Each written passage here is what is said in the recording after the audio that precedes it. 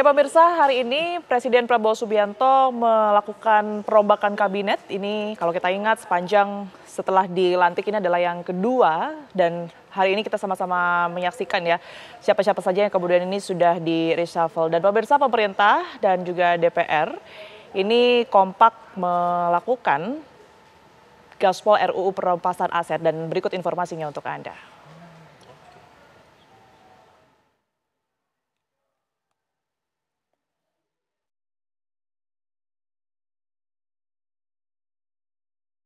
Prabowo melantik sejumlah menteri, wakil menteri, dan pejabat tinggi negara digelar di Istana Negara. Posisi Menteri BUMN yang tadinya dijabat Erick Thohir, kini Erick menjadi Menteri Pemuda dan Olahraga Menpora. Sementara Menko Polkam telah diisi oleh nama baru, Letjen Purnawirawan TNI Jamari Chaniago. Sementara untuk posisi wakil menteri, Presiden melantik Afriansyah Nur, politikus Partai Demokrat. Afriansyah Nur pernah menjabat sebagai Wamenaker pada tahun 2022-2024. Untuk wakil Menteri Kehutanan, Prabowo melantik politikus Partai Gerindra, Rohmat Marzuki. Sedangkan untuk wakil Menteri Koperasi, ditunjuk Farida Faricha. Selain itu, Presiden juga melantik pejabat setingkat menteri, yaitu Angga Raka Prabowo, yang sebelumnya menjabat sebagai wakil Menteri Komunikasi dan Digital sebagai Kepala Badan Komunikasi Pemerintah. Posisi ini menggantikan Hasan Nasbi. Sementara itu, Muhammad Kodari yang sebelumnya wakil kantor staf kepresidenan KSP menjadi kepala staf kepresidenan. Kemudian, staf khusus Presiden bidang reformasi Polri dan Kamtibmas, Komjen Pol Purnawirawan Ahmad Doviri. Pelantikan pejabat kali ini merupakan rangkaian lanjutan kebijakan reshuffle kedua Kabinet Merah Putih pada 8 September lalu. Lantas, apakah perombakan kabinet akan membuat pemerintahan lebih solid? Akankah reshuffle kali ini menjadi persiapan dan konsolidasi pemerintahan memasuki tahun kedua yang akan datang?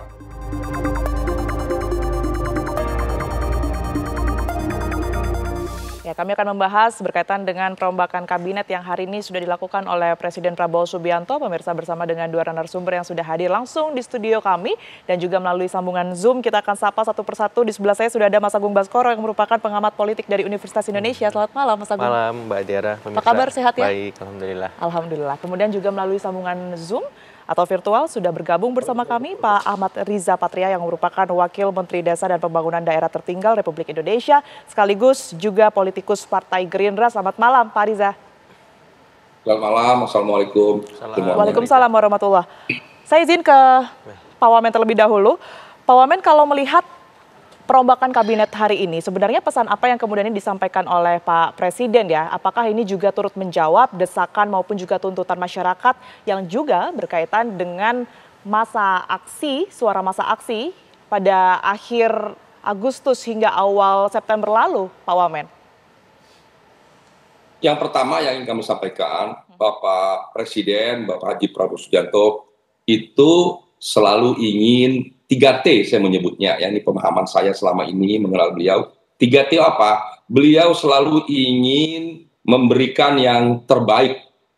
Itu artinya kualitas yang terbaik dalam segala hal. Yang kedua, beliau ingin selalu yang terbanyak. Itu artinya semua harus menyeluruh. Jangan sepenggal-sepenggal dengan sebagian-sebagian, jangan apa. Semua harus merata. Yang ketiga, beliau juga ingin yang ketiga yang tercepat. Jadi kalaupun sudah berkualitas, sudah semua merata, beliau ingin yang tercepat. Karena beliau tidak pernah dan tidak bisa melihat masih banyak kemiskinan, penderitaan, kekurangan gizi, kesehatan, semuanya. Beliau selalu ingin yang tercepat. Sebagai contoh, kami diminta untuk bersama-sama kementerian di bawah Pak Zulkifli Hasan membentuk koperasi desa. Tidak tanggung-tanggung. Beliau ingin yang terbaik, ada 6 gerai, ada logistiknya, mobil dan sebagainya, ada cold storage, semua ingin yang terbaik.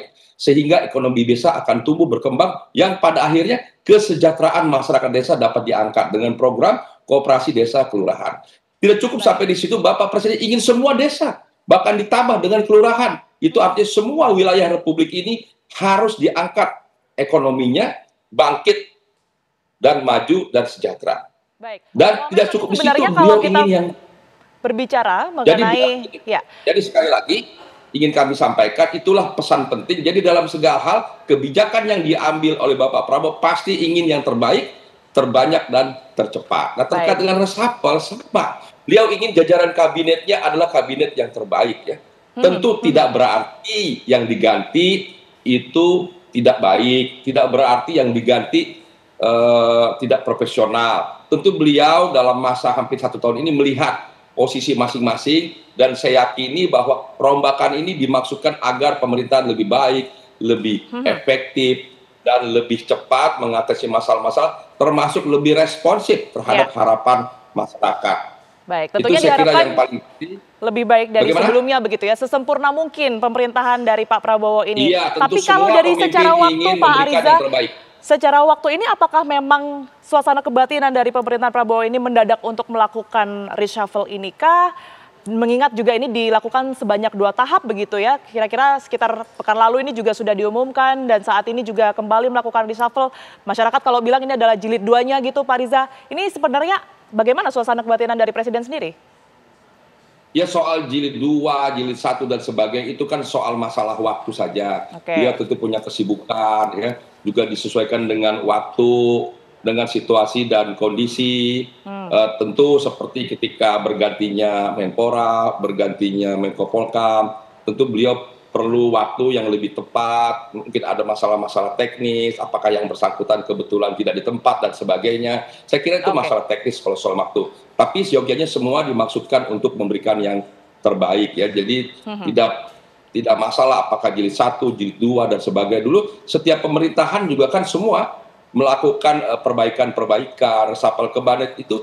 Reshuffle kabinet itu menjadi sesuatu yang biasa saja. Jadi jangan diartikan hal-hal yang berlebihan. Semua dimaksudkan untuk kepentingan masyarakat, kepentingan bangsa, kepentingan negara, dan semua harus siap. Kami semua, siapapun yang duduk di jabatan-jabatan politik itu harus siap ditempatkan di mana saja, karena semuanya sejauh berniat untuk kepentingan bangsa negara, kami semua harus siap ditempatkan di mana saja. Presiden memutuskan satu kebijakan tentu dengan pertimbangan yang panjang, yang matang, memperhitungkan semuanya, sehingga akhirnya sampailah pada satu keputusan si B dan sebagainya, semua untuk kepentingan bangsa dan negara. Yang terbaik untuk masyarakat. Saya ke Mas Agung terlebih dahulu. Mas Agung, kalau melihat apa yang terjadi hari ini, sebenarnya pesan politiknya, makna politik yang ingin disampaikan oleh Presiden ini apa? Lagi-lagi pertanyaannya, adakah kaitannya dengan unjuk rasa yang terjadi beberapa waktu lalu? Persis, jadi secara eksternal memang sukar untuk tidak diafirmasi bahwa ini respon cepat Presiden melihat situasi masyarakat yang kemarin menuntut ada perubahan besar. Nah, satu persatu kita bedah, misalkan kemarin ada kritik soal keuangan ekonomi, kemudian menterinya diganti. Ya kita rasakan Purbaya efek itu bekerja sekarang, memberikan respon positif di pasar. Kemudian yang kedua soal penanganan demonstrasi masyarakat yang kemarin ada ekses luas hingga timbul korban jiwa. Kemudian ada Menko Polhukam yang berganti. Kemudian juga ada penasehat khusus Presiden untuk bidang Kamtibmas dan reformasi kepolisian. Itu kan konkret ya, artinya masyarakat yang menuntut ada perubahan kepolisian, kemudian Polhukam, itu langsung orangnya diganti, institusi barunya juga ada. Nah yang ketiga soal komunikasi publik. Kita tahu beberapa kali menteri-menteri, wakil menteri itu agak gagap berkomunikasi. Seringkali slip of tongue, Mbak Tiara.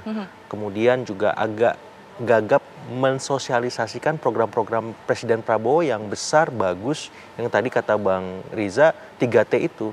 Nah, dengan bergantinya orang-orang tersebut, harapannya ya untuk komunikasi publik ada protokolnya. Jadi setiap menteri itu di-retreat untuk komunikasi supaya nggak slip of tongue terus, supaya gampang ngomongnya ke publik soal programnya dia gitu. Jadi harapannya poin-poin perubahan yang digagas oleh Presiden tadi bisa dipahami dengan baik oleh menteri-menteri baru, bukan terlena karena ada jabatan baru semacam itu, untuk bekerja lebih keras. Karena orang-orang yang digantikan ini walaupun dia dekat dengan Presiden, walaupun dia dari poros-poros tertentu, apakah Teuku Umar, Solo atau Ambalan, kalau memang nggak bisa kerja, kalau bermasalah diganti, nggak ada yang imun, nggak ada yang kebal, nggak bisa diganti. Jadi hati-hati, gitu, dan tidak menutup kemungkinan poros lain juga bisa diganti. Misalkan Cikeas ini masih aman nih, ya ada kemungkinan juga kalau nggak bisa kerja, nggak maksimal, diganti juga. Jadi maksud saya Presiden ingin memastikan siapapun yang dilantik jadi menteri dari manapun dia, kalau nggak bisa kerja sama saya, ya kamu akan diganti. Jadi sebenarnya reshuffle hari ini lebih terlihat nuansa atau unsur politiknya, atau memang Presiden ini semacam ingin bekerja dengan orang-orang yang memang ia tahu betul kompetensinya begitu? Persis, dimensi teknokratis dan politik susah untuk dipisahkan ketika menyusun kabinet, sehingga ketika melihat reshuffle ini berjilid, itu menguatkan ada dimensi soal kerja teknokratiknya yang muncul dan soal dimensi politiknya, perimbangan poros-poros tadi.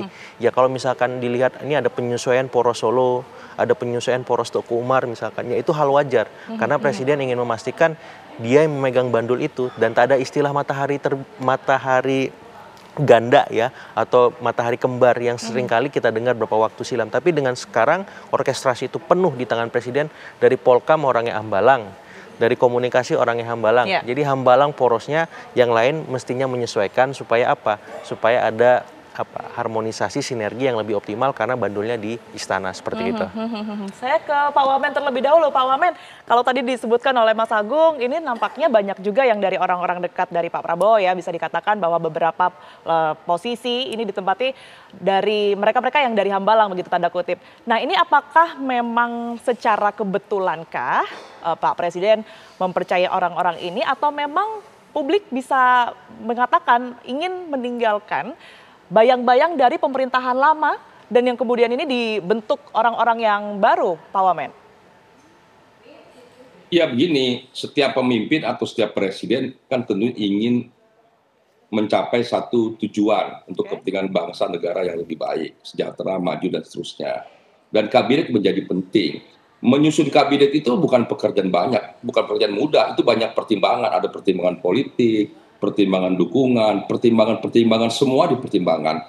Tapi ada satu hal yang tidak kalah penting, apa itu profesionalisme, apa itu orang-orang yang dapat dipercaya, apa itu orang-orang yang bisa menuntaskan, yang bisa memahami apa yang menjadi keinginan, cita-cita, mimpi, kehendak dari presiden atau dari pemimpinnya. Nah mungkin ini salah satu pertimbangan kenapa ada beberapa orang, tidak semua tentu, ada yang memang sudah lama bersama dengan beliau. Mungkin ada pertimbangan-pertimbangan seperti itu. Bukan semata-mata kebetulan saja orang itu kebetulan dari Gerindra. Tapi lebih dari itu adalah orang-orang ini yang diyakini oleh beliau bisa membantu melakukan percepatan. Seperti yang saya bilang tadi, tidak cukup bagi Bapak Presiden hanya terbaik, tidak cukup hanya terbanyak, beliau ingin tercepat. Nah orang-orang ini diharapkan bisa mewujudkan selain terbaik, terbanyak juga bisa tercepat. Jadi saya kira itu masalah teknis. Posisinya juga kan kita tahu tidak semua pada posisi-posisi sebagai menteri, tapi lebih banyak sebetulnya dari internal kami pada posisi sebagai wamen untuk memberikan dukungan pada menteri-menteri terkait untuk membantu lebih memahami bagaimana keinginan, harapan, dan cara-cara mengatasi termasuk merespon tuntutan masyarakat, tuntutan rakyat yang sedemikian. Beliau berkali-kali menyampaikan sejak dulu, tidak hanya setiap presiden kami di Partai Gerindra diingatkan, jangan berperilaku glamor, berlebihan, menggunakan mobil, tas. Kami di anggota DPR diingatkan, jangan pakai tas-tas mahal, sepatu, jam tangan, semua ditanya, ini jamnya mereknya apa, berapa harganya, tasnya berapa. Apa maksud dari Pak Presiden? Dia ingin semua hidup sederhana. Rakyat kita masih banyak yang susah. Sekalipun kalian sudah hidup cukup, tolong jangan dipertontonkan. Jadi penting sekali bagi beliau, penampilan saja menjadi perhatian beliau. Kami pakai baju dikritisi. Ini bajunya seperti apa? Harus rapi, harus bersih, tidak bermerek. Kalau bermerek malah beliau tidak suka. Tas-tas itu yang perempuan-perempuan di Gerindra itu ditanyain oleh beliau tuh. Itu satu hal yang ingin saya sampaikan di sini. Begitu perhatian di beliau kepada rakyat, tidak ingin para pejabat atau kader partai mertontonkan yang tidak baik. Jadi dia ingin memberikan yang terbaik, apalagi soal substansi, apalagi soal program, apalagi soal kesejahteraan, soal ekonomi, soal politik. Beliau ingin yang terbaik. Soal penampilan saja, beliau ingin yang terbaik bersahaja, sederhana dengan masyarakat bangsa dan rakyat Indonesia. Oke, bagi masyarakat Indonesia. Mas Agung, kalau kita melihat yang salah satu yang juga turut di reshuffle ya, ini adalah posisi strategis sebagai Menko Polkam. Betul. Yang tadi sudah disebut oleh Mas Agung juga. Kita melihat bahwa sosoknya ini juga dari militer, sebelumnya adalah dari kepolisian begitu ya. Anda melihat apa yang kemudian diinginkan ya oleh Pak Prabowo dengan pergantian ini, Mas Agung? Ya pertama nggak kecolongan lagi seperti kemarin, karena demo besar itu kan ada eksesnya, ada korban jiwa, korban hilang, korban luka, bahkan kerugiannya mungkin ratusan M, semacam itu di sebagian besar daerah-daerah kita juga. Jadi harapannya Menko Polkam baru bisa memitigasi resiko-resiko ataupun ekses-ekses yang bisa terjadi kalau ada situasi ekstrim di dalam negeri seperti itu. Tapi juga tidak menutup kemungkinan kita ngomong ke luar negeri juga. Kenapa? Karena geopolitik, geostrategi sekarang kan rentan. Nah harapannya Menko Polkam yang berlatar belakang militer, beliau Pangkostrat dulu, kemudian Kasum TNI terakhir, bisa membaca situasi global itu sama baiknya dengan situasi domestik. Sehingga apa, Presiden ketika membutuhkan masukan cepat, ya bisa segera mengeksekusi hal-hal yang perlu dilakukan. Tidak seperti kemarin kan, ada situasi di mana kesan yang muncul agak terlambat Presiden merespon karena memang ada kemudian komunikasi yang tidak tersambung, ada disharmoni dan seterusnya. Sehingga ini kedepannya nggak terjadi lagi. Itu satu. Yang kedua, kita berharap Menko Polkam ini bisa bertindak lebih persuasif, lebih humanis kepada semua stakeholder yang termasuk masyarakat sipil. Dalam artian misalkan ada peraturan demonstrasi jam 6 berhenti. Nah pastikan menteri atau anggota DPR itu mendatangi demonstran, merespon itu. Jangan sebatas berhenti saja demonstrasinya, nggak boleh lagi. Tapi ketika memang nggak ada orang yang menemui, berarti harus ada diskresi dong. 1-2 jam, misalkan jam 7 sampai jam 8, supaya apa? Demonstrasi ini nggak ada alasan untuk anarkis. Nah Menko Polkam itu harus bisa menjemput itu, merasakan denyut itu supaya apa? Tidak ada lagi demonstrasi yang berakhir ricuh. Karena apa? Karena sudah didengar kok, ada yang menemui kok. Kalau misalkan demonstran yang coba-coba merusuh, ya kita warga juga akan marah dengan sendirinya karena pemerintah udah serius. Kenapa kamu yang demo kok begitu? Tapi kalau memang pemerintahnya nggak serius, demonya terus tapi nggak direspon, kan juga kita kesel semacam. Jadi maksud saya Menko Polkam harus lebih progresif, lebih aktif, lebih berinisiatif menjemput masalah-masalah yang ada di bawah seperti itu. Baik, singkat saja mungkin Mas Agung. Kalau kita melihat penasihat khusus Presiden bidang Kamtipmas dan Reformasi ini kan dari kepolisian juga betul. Apakah ini juga sebagai sinyal bahwa nantinya juga akan terjadi perombakan besar di tubuh Polri? Ya, mungkin saja karena ini kan salah satu tuntutan dari masyarakat sipil. Ada 200-an anggota organisasi masyarakat sipil yang menuntut reformasi kepolisian. Dan Presiden menindaklanjuti itu. Dan saya berharap penasihat khusus Presiden soal Kamtipmas dan kepolisian reformasi ini bisa bertindak lebih maksimal ya, memberikan masukan-masukan kepada Presiden, memulai reformasi itu dari mana, di bagian apa, dan harus bagaimana, supaya apa? Ini prosesnya smooth, soft ya, dan tidak ada yang istilah saya ya membuat turbulensi di internal kepolisian itu, tapi sambil jalan, sambil kita memperbaiki itu. Tapi kalau memang harus ada perombakan besar-besaran, kenapa enggak? Kita pengen polisi yang kuat, yang bisa menopang demokrasi kita. Kalau misalkan polisinya nggak sehat, bermasalah, ini kan membahayakan juga seperti itu. Jadi saya berharap penasehatnya jalan, tapi saya juga berharap ada tim reformasi kepolisian yang itu anggotanya masyarakat sipil terlibat juga supaya ini terkawal seperti itu. Oke, baik Mas Agung.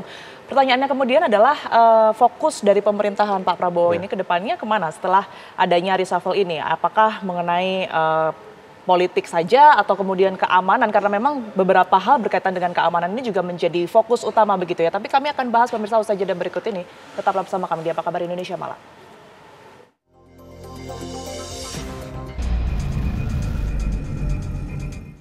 Kembali di Apa Kabar Indonesia Malam, pemirsa, saya langsung ke Pak Ariza. Pak Ariza, jadi setelah adanya reshuffle yang hari ini dilakukan dan juga satu reshuffle sebelumnya, arah besar pemerintahan Prabowo ini, Pak Prabowo ini nantinya akan ke mana? Apakah nanti juga akan ke penguatan politik, keamanan, dan juga kinerja? Karena beberapa hal ini kan juga sering kali difokuskan oleh Presiden.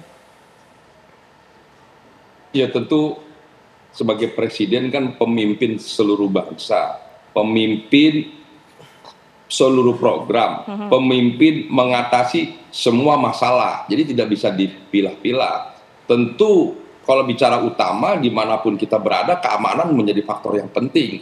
Betapapun majunya suatu negara, suatu bangsa, kalau tidak aman kan tidak bisa. Gitu. Jadi aman tentu penting. Kemudian apalagi, Indonesia ini juga negara demokrasi terbesar ketiga. Tentu demokrasi politik juga tidak kalah penting.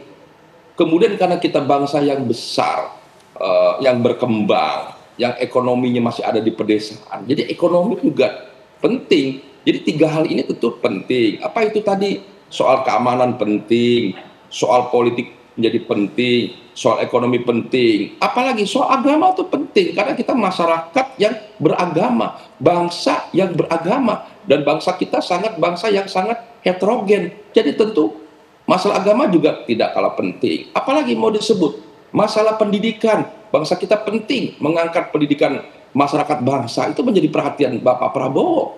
Tidak hanya sekolah-sekolah unggulan, Bapak Prabowo memperhatikan ada 330.000 sekolah yang perlu direnovasi. Beliau memberi perhatian, perlu anggaran yang besar. Kemudian gizi, ada program MBG, ada sekolah rakyat. Beliau tidak ingin lagi anak-anak tukang becak, anak pemulung, ya, yang tidak sekolah, diberi sekolah rakyat dengan pendidikan, dengan asrama, dengan makan yang segalanya. Jadi semua, apalagi nutrisi, vitamin, dengan MBG, gizi, semua. Apalagi masalah-masalah sosial, masalah stunting, semua penting ya. Sebagai presiden, sebagai pemimpin, tentu apapun masalah anak, masalah kekerasan rumah tangga juga menjadi perhatian. Jadi tidak ada satupun masalah di Republik ini yang tidak menjadi perhatian beliau sebagai presiden.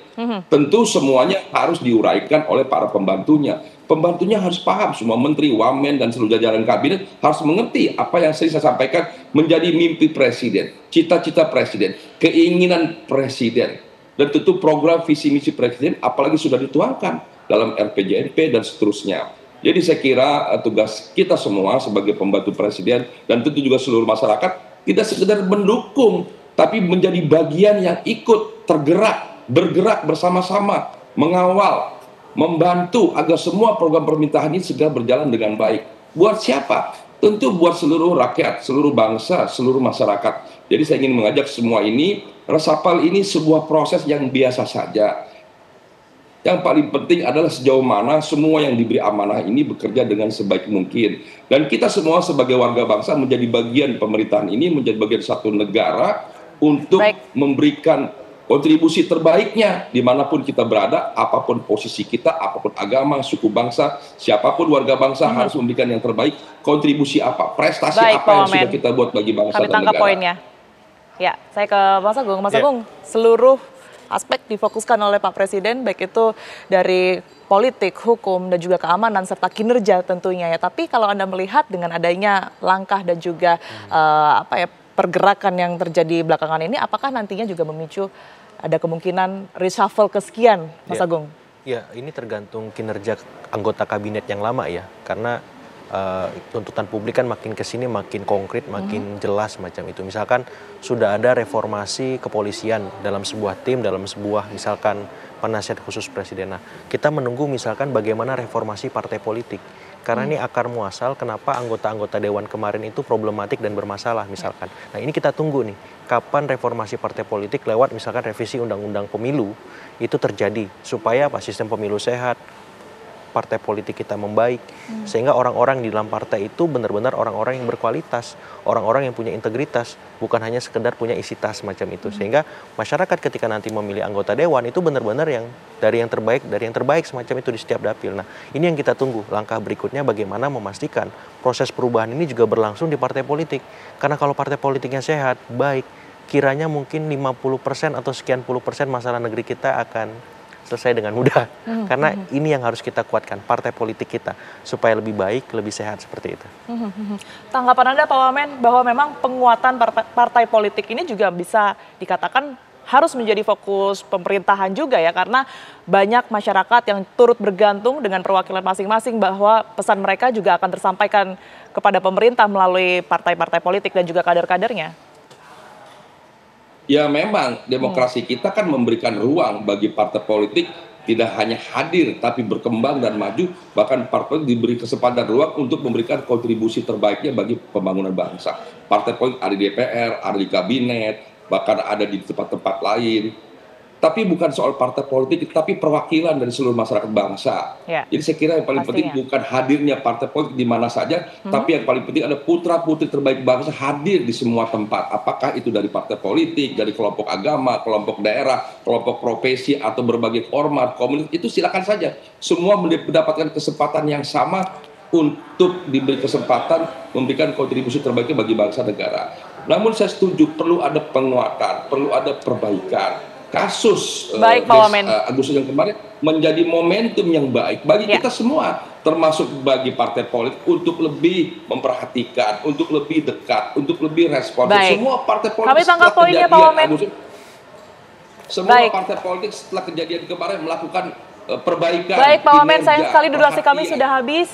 Tentu kita juga harapkan ya apa yang sudah dilakukan oleh Pak Presiden ini juga disambut baik oleh pemerintah dan juga masyarakat. Dan tentu saja kita menunggu bagaimana kemudian hasil kinerja pemerintah dan juga kabinet yang terbaru ini. Sekali lagi terima kasih, mohon maaf waktu kita terbatas. Pak Wamen dan juga Bang Agung, terima kasih banyak sudah hadir di Apa Kabar Indonesia Malam, pemirsa. Dan informasi tadi sekaligus menutup Apa Kabar Indonesia Malam hari ini. Saya Tiara Harahap. Dan saya Ana pemirsa pamit undur diri, sesaat lagi program Indonesia Business Forum akan hadir untuk Anda bersama dengan Celia Alessandra dengan tema Gebrakan Menkyu Baru Purbaya. Akhir kata kami pamit undur diri, terima kasih, selamat malam. Sampai jumpa.